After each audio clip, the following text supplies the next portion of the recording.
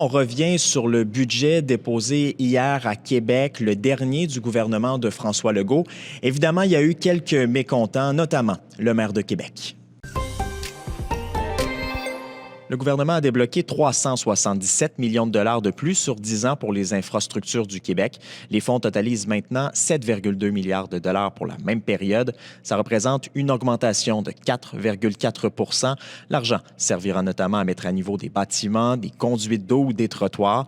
Le problème, c'est que la Ville de Québec estimait la semaine dernière avoir besoin de 5,5 milliards de dollars pour 10 ans. À elle seule, le maire Marchand, qui est en voyage à Calgary, ne mâche pas ses mots. On est dans le trouble, selon lui.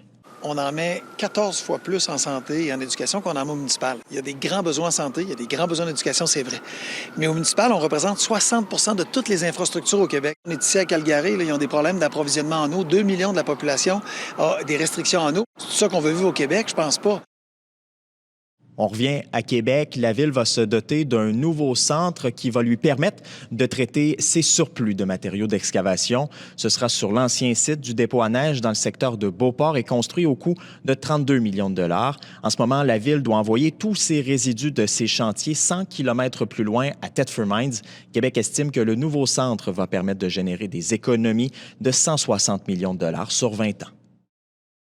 Un mot en terminant pour vous parler de ce reportage diffusé par l'émission Enquête dès ce soir dans lequel on apprend cette semaine que des entreprises de camionnage désactivent volontairement leur système anti-pollution pour sauver des dépenses. Ces entreprises profitent du fait que la SAAQ ne fait pas suffisamment de vérifications selon elles. Désactiver ce système d'un camion, c'est l'équivalent d'ajouter 34 camions sur les routes selon une étude. Vous pouvez lire l'article complet sur le site de Radio-Canada. Et sur ce, je vous souhaite une bonne journée.